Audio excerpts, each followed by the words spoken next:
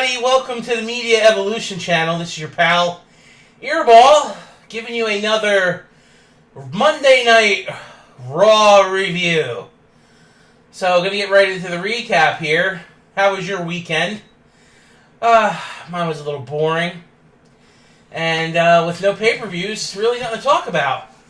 And nothing really on the horizon here other than we've had every major return to the roster with the exception of Bray Wyatt and Roman Reigns, which apparently are having side effects of being sick. So it might take a couple more weeks for them to get back. Roman might be back right in time for the pay-per-view. They may be keeping Bray Wyatt off TV for an unknown amount of time. They might be repackaging him a little bit with that Sister Abigail screw-up that really did not get a lot of positive feedback online. So we'll see how that unfolds in the coming weeks, and if any major news breaks, I'll be sure to let you know. So we get started in Monday Night Raw, and it starts out with The Miz and The Miztourage, heading to do Miz TV in the ring. And he calls out Kurt Angle as a special guest. Right away, he thought it was going to get heated because of what, Kurt did to him last week. But no, it kind of went into more of The Miz demeaning Kurt Angle about what happened to Raw when SmackDown attacked. But Kurt flipped it on Miz and said, "Where were you when the beatdown happened?" So, pretty nice. At least they got Kurt playing a semi-badass GM. The heel versus the babyface GM, so it's alright. I'll deal with it. I kind of liked it. But, The Miz pissed Kurt off so much. Now, what's funny is, The Miz cut a babyface angle for his match, or promo, for his match against Baron Corbin, because Baron Corbin has been flapping his mouth on the Twitter sphere, against, for his upcoming match against the Intercontinental Champion, and apparently attacking his unborn baby and his wife, who's not on TV, and just making The Miz very unhappy. So I guess they're going to go a sympathetic angle here with Baron Corbin's the bully against The Miz, and The Miz will be the babyface, because they probably figure that The Miz will get cheered over Baron Corbin when you do that match, even though they're both heels on their respective shows. The Miz is more liked by the crowd base than Baron Corbin is, so, and I'm fine with that. But it was kind of weird. He's doing that, and then he gets to the altercation with Kurt playing the heel. It was kind of like flippity floppity Miz. Not really accustomed to that, considering Miz is pretty much a lifelong heel. But whatever, it didn't bother me all too much. Right before Kurt Angle leaves, he puts the Miz in a match against Braun Strowman. So, punishment for The Miz again. Now, it's not for the title, because they never announced it was for the title, but we know, by it being a non-title match, that there's going to be multiple things here. We know there's going to be screwery for the match, because there's other outstanding factors. We know Kane and Strowman are going to be down the road, going against each other. And we know that that's going to be building somehow, and that's most likely going to happen, which ultimately does. And we know that, being it's not for the title, Braun's probably going to get himself disqualified, beating the ever-loving crap out of The Miz and The Miztourage, which is coming. He has to get revenge for the people that made him the trash man. Kind of funny, but we'll talk about that more later. This next match made me really mad. I like where Elias is more so than Jason Jordan. And to have this guitar on a pole match, which is not new. People of today's era don't think it's new, or do think it's new. But anyone like myself who's been watching for 30 freaking years knows that the Honky Tonk Man had this type of match, and so did Jeff Jarrett. Anybody that wielded a guitar as a weapon, in the WWE, was part of their shtick, had these type of matches, and those were the only two men. And what's funny is any guitar wielding props equal heel combatants, because we've never had anybody be a babyface having a guitar in their hand. They always seem to be a heel and have to use the guitar as a weapon. So, foreign objects are part of the game. They're trying to push Jason Jordan. They're also trying to push Elias. So it's like, is this going to be another screw job match where we get no contest or disqualification? No, we actually get a legit Jason Jordan beating Elias with the stipulation of get the guitar and crack it over your opponent and you win the match. So he didn't get pinned or submitted. He lost in a gimmick match, but I don't like Elias losing, period, except for disqualifications because he's a heel. I don't like it. They need to find different opponents for these two gentlemen. Jason Jordan's definitely got the keys to the kingdom when it comes to getting pushed. He's for some odd thing he is slowly being pushed up, which isn't a bad thing because he does have good in-ring capability, but he's terrible on the mic and he's always smiling. And I know Kurt used to do that. I don't know if he's doing it on purpose because he's portraying that he's Kurt Angle's, son, or I just don't like where it's going. They need to do something better with both men. Elias needs to be probably fighting for a belt soon, so they need to get him in front of a little bit more established wrestlers. I know he had that match with Finn Balor back in the day, but for the last couple weeks, he's kind of been lost in the sauce here with Jason Jordan. I just don't like where it's going. I know it's going to culminate at a pay-per-view probably next month, but still, I see good things for both these superstars, and they're not doing well together. I think they would do better separately. If you agree or disagree with me, put it in the comments. I would love to read some comments for anybody that's listening, and give me feedback on what they think about this, if they agree with me or not, so we can talk about it. Because that would be nice too in the future. I can set this up to where people can call in and we could either you can ask me questions or we could do a quick little subject debate over something that maybe I say one thing and you disagree, and we talk about it. I would love that little back and forth dialogue. That'd be great. But then we go to break and they another big question mark. What the hell is Raw doing here? What is WWE doing? They tell us that Asuka's next. She's coming up. So don't go. It's like a don't go away type of thing. They actually tell us that she's going to be in action next. So, all right, fine. She ends up going against a woman called Stacey Coates. Now, Stacey Coates is from overseas. It's a local talent thing. So after they do the local talent thing and Asuka smashes her, we basically get another 2-minute match. So they're doing the whole squash match thing after the good matches that she had with Emma. And then they cut Emma loose. The only thing I think here is they cut Emma loose to bring back Paige, right?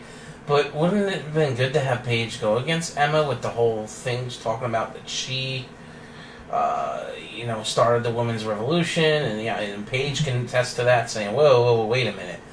I was like the first one to come up of the new girls from NXT, which was, included Emma, and eventually the 4 horsewomen and stuff like that. So, I don't know what they're doing here, but Asuka kills. Asuka should kill. It was good to see that they let her kill, and just stay that way for next year. I would be totally for that, because if they make her lose anytime soon, they will ruin any momentum that she gets. Next match was Titus O'Neil versus Samoa Joe. This was squash because he attacks O'Neil coming down the ramp, and also Apollo Crews. The match never happens, and we wind up getting a Samoa Joe on the mic saying if anyone wants to go against me, yada yada. He's basically calling out the locker room. We end up getting Finn Balor. Right here, I'm worried that Finn's going to job the Joe because they've had Finn jobbing again. After that big win over AJ, it's like, what the hell are they doing with this guy? I don't know. They don't even know at this point. So, we get a match between these two, and these two have history of going back to NXT, which is really good. We knew it was going to be a good match, right smack in the middle of the show. But they basically go to a no contest. Still was a great match up to the no contest, but Kurt Angle comes out and puts them both on the team. So now you've got two guys who have beef that haven't settled the beef going into Survivor Series to be part of Survivor Series team. So big question mark on that one. That's definitely going to lead up into next week's show. I have a big feel it's unfinished business, so we'll see. We then get a match where Alicia Fox is going against Nia Jax, or teaming with Nia Jax, but we know they're already on the same team for Survivor Series, going against Sasha Banks and Bayley. So they end up, setting this match up with Sasha Banks and Bayley teaming up. They're good friends against Alicia Fox and Nia Jax. So we're assuming that from the backstage banter of Sasha and Bayley want to be on the team because it's not fully declared as a full team yet. We know Asuka's been added after her squash match. It's Alicia, Nia, and Asuka. There's 2 spots left. So we're assuming Bayley and Sasha Banks are going to be added, right? No. This match ends up going to where Sasha Banks gets the win.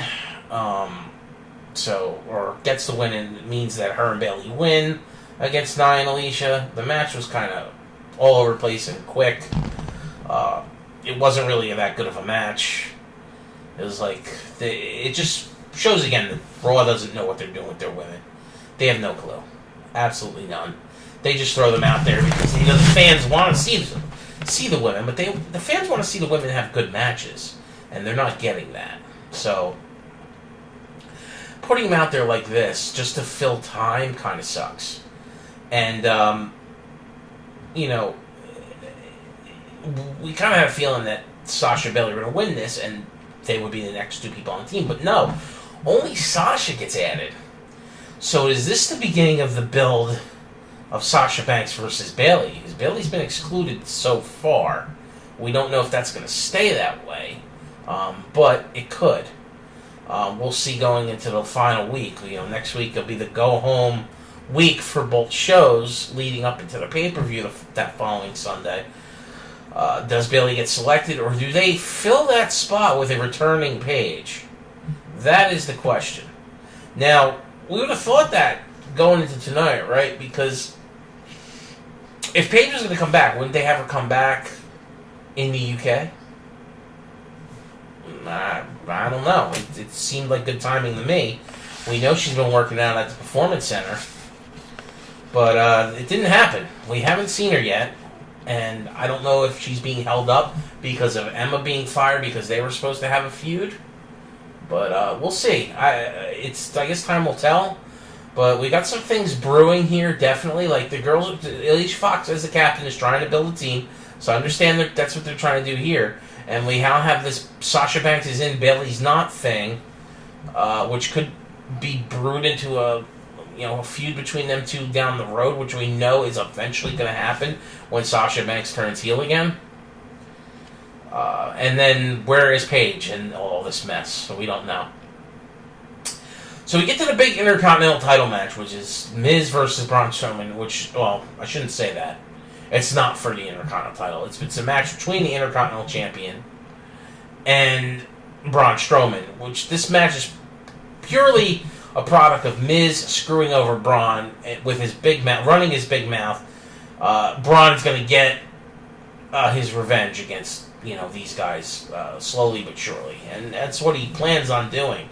But the match ends up getting to be thrown out by DQ because of the Kane interference. Now we know that there's going to be something here between Kane and Strowman brewing. They're going to have a match at some point, and we know that Strowman's going to beat Kane because it's what they're building to. They wouldn't be having Kane get all these wins all of a sudden after being gone for almost a year at age 50, getting a push to where him to get all these wins. If he is to beat Strowman, people probably will riot.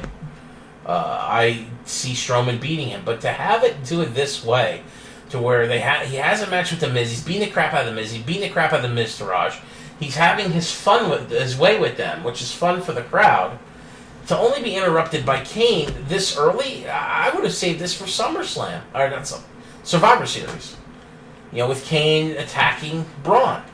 But no, they do it here. So I'm guessing we are now going to see a match between these guys at Survivor Series if they're going to pull the trigger that soon. But we'll see. I don't know. So the next match ends up being Enzo Amore comes out, do an impromptu cruiserweight match, right? No, it gets interrupted by Kurt Angle. Some music gets played, interrupted, and apparently Kurt Angle interrupts Enzo, who wouldn't shut up for 10 minutes on the mic, with the UK champion, Pete Dunne, making his Raw debut to face Enzo Amore. So Kurt announces the match, the Cruiserweight versus the Bruiserweight, the UK champion. And, I mean, for what it was, this match wasn't too bad. You know they're going to have Pete Dunne in his debut beat Enzo. They're not going to have him job. But Kalisto ends up coming out right before this announcement and interrupts Enzo, which was fine. Enzo was just dragging on and being terrible, which is annoying, and that's why they call him Enzo Annoying. But he's just sitting at ringside playing Mr. Interrupter. I'm so done with Kalisto. Like, I love Enzo, don't get me wrong, and he has helped the Cruiserweight division, but he's dealing with people that stink. And the stink that comes off of Kalisto is pretty rancid. It's terrible. Kalisto's just bad. He needs to go away. This match is quick. A lot of good moves here from Pete Dunne. He got all his signature stuff in. He was going to get cheated on by Enzo. Enzo was using the ropes to pin him at the end. And if the ref didn't get interrupted by Kalisto, who happened to be singing ringside, that the 3 count would have hit. And Dunne would have lost here to Enzo Amore via roll up into use the ropes as leverage type thing.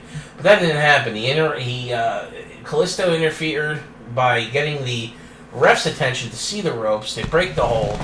And while Enzo's barking at Kalisto for interfering, Pete Dunne whacks Enzo in the face, hits his bitter end, and pins Enzo. So, I mean, it was cool to see Pete Dunne, performing. Sorry, I'm like babbling here. It was good to see Pete Dunne performing on Monday Night Raw, but it was kind of a given being where they were. The Manchester fans love Pete Dunne. He's a local. He's the European champion, or the UK champion. I mean, it just made a lot of sense. At the expense of Enzo, I guess it's okay. He jobs a lot, but he is champion of Cruiserweight, so I don't know. It was just weird. I guess it was better to have Pete Dunne come out than to have a shitty Cruiserweight match, so we'll see. Well, after being in the back and going in front of Kurt and calling him out on that, why haven't Rollins and Ambrose had to defend their titles recently, the Bar, Sheamus and Cesaro, basically say they want another match.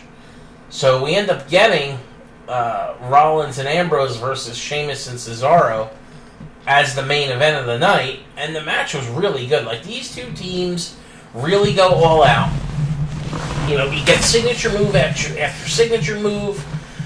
You get just a lot of non-stop action.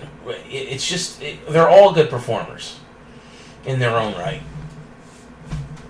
And, Seth and Cesaro are really close friends, so I'm assuming that those two guys do a lot of stuff together training.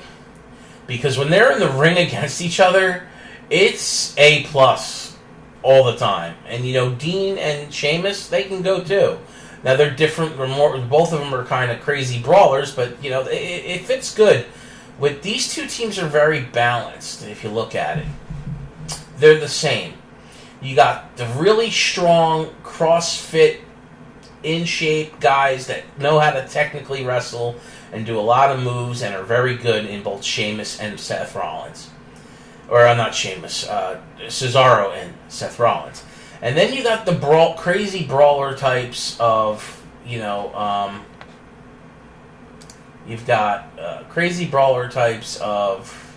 your crazy brawler types of, Sheamus and Dean Ambrose. So these two teams are very evenly matched, and they have the same elements on both sides. So it ends up leading to... Now, what's funny here is that Dirty Deeds was delivered, followed by a frog splash, and the match was about to end. And then Cesaro breaks it up, surprisingly saving the match. And then suddenly, we hear the New Day's music play, and they interrupt everything. And the three men are up in the mezzanine area, barking at the crowd, barking at the guys in the ring, and totally distracts everything. The ref stops, and he's looking up there. The guys are outside. They're looking. There's no count. What's funny is you got the wrestlers, Sheamus and Cesaro, and Dean and Seth they're all outside the ring. Why isn't the ref counting them out? No count is happening. Those guys are outside the ring, and they're staring at the nude. It was literally the biggest piece of shit I've ever seen. The teams should have been counted out, and then, yes, do the angle with, the New Day there barking about the fact that Raw has done nothing after the beatdown, and which are probably going to be set up for Raw attacking SmackDown tomorrow night. Who knows? Kurt's screaming Code Blue in the back. He's getting all the wrestlers together. They're heading out to the ring. So now you have the locker room outside around the ring as well. And Kurt's telling them to go chase the New Day. And all this crap's happening. And next thing you know, Sheamus is in the ring with, I think it was Dean? Or, no, it wasn't Dean. It was Seth. He bro kicks Seth, pins him 1, 2, 3. I don't even remember who was the legal man at that point. I didn't know the match was still going on. Why wasn't there a count out? I guess it was the right legal guys because Sheamus was about to be pinned when Cesaro broke it up. But I don't know. I'd have to actually go back and look. But it was literally, that ending was terrible. And the fact that they changed hands of the tag titles 2 weeks out of the pay-per-view, which means now we get Sheamus and Cesaro versus the Usos. Why couldn't we see Seth and Dean versus the Usos? Literally, people were excited to see that match. And now we're not getting it. And supposedly the rumor is we're going to get the New Day against the Shield. Roman's not healthy yet, or the rumors are that he's not healthy is a complete fabrication, and just smoke being blown up everyone's ass, because he is healthy, and they're just changing things to bring him back and do the Shield reunion style, dude. Between how bad Raw's been being and how bad SmackDown's been being, and the lackluster pay-per-views, and then WWE Supercards screwing people over and constantly wanting to just grab money out of your wallet with these outrageous prices of packs, and now that they're releasing new cards for new season, and all their new cards are based on energy drinks, so obviously they're going to be sucking money off of sponsors when it's a damn video game. I'm becoming disgusted in WWE's product, and this is sad because I've been watching the product since I'm a kid. 33 years I've been watching this stuff. And not to say I haven't taken breaks from watching it from time to time, but I've always gone back because I love professional wrestling. They definitely hooked me at a young age, and I've always continued to follow it. And I got to be part of WrestleMania 15. I was physically there. I had The Rock thrown on my lap in the final, the championship match with him and Austin, like that. I know that was WrestleMania 15. It was a while ago, but that was it was amazing. And then all these years following these guys, from Hulk Hogan all the way up to the guys of today, as a fan, I'm very, very hurt that they're killing the product. That all they care about is stock options for how good the stocks are and the shares are for people who aren't fans. You know, you're catering to the shareholders. They're not fans. They just want to make money at the expense of us, the fans. And don't give me this crap that the kids are fans. The kids are fans, yes, but they don't pay for jack shit. The parents do. And the parents have been fans long before the kids. Like, it's... You can't go back, but man, I wish I could go backwards. ECW was the shit. Monday Night Raw during the Attitude Era was ridiculous. And even WCW. Like, I would take all of that well over the stuff I'm seeing now. I mean, even some of the international stuff as of late in New Japan and in Europe is better than WWE. They tell better stories in the ring. Their wrestlers go all out. Like, it's a shame they only perform it in front of a couple hundred people, but that is what it is. But I know I pretty much was rambling on, and I definitely seem distracted because I'm aggravated with the way everything has gone with this company as of late, and even YouTube with slighting me for videos where I did nothing wrong, them claiming I did something wrong, and then I put a ticket in, get no response, but then somehow after being suspended, my video suspended for X amount of days, which are the most important because you want to get videos up within a 24-hour period of the thing you're talking about, especially when it's a live event type of thing, whether it's pay-per-view or Monday Night Raw, SmackDown, and then they strike it for saying that it's bad when it's not. That I said something wrong or did something wrong, not copyright infringement, but something else, community standards, and then they strike it, and it's been deleted by them, and then all of a sudden it's undeleted, it's back, and it's not flagged, and you don't get even an explanation as to what happened when your video was identical to every week before that. Like I said, I really don't curse. I try to keep a very low amount of cursing. I try not to drop F-bombs, and I might say shit here and there, but it's a few times, and that's it. And I don't even want to be that vulgar because I want to be, I want to tote that line of being more legit so that everyone can listen to me without having to worry about moms and dads saying, you're listening to this guy, and this guy, this is the way he talks. I mean, it ultimately is just aggravating on all ends. So I hate to sound like this during the video. This video is under a half hour, which I kind of look at as a good thing. You don't really want these dragged out videos. I could talk for more, but I'm not gonna. I'm gonna let you guys go. Let it fester in what you think about Monday Night Raw.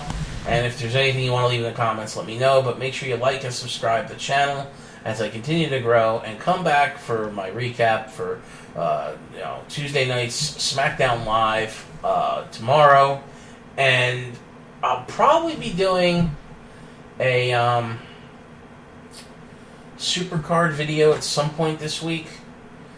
And I've also considered doing some stuff with World of Warcraft now that there's announcing a new expansion and stuff, because I'm a Blizzard fanboy when it comes to this genre. So, anyway, peace!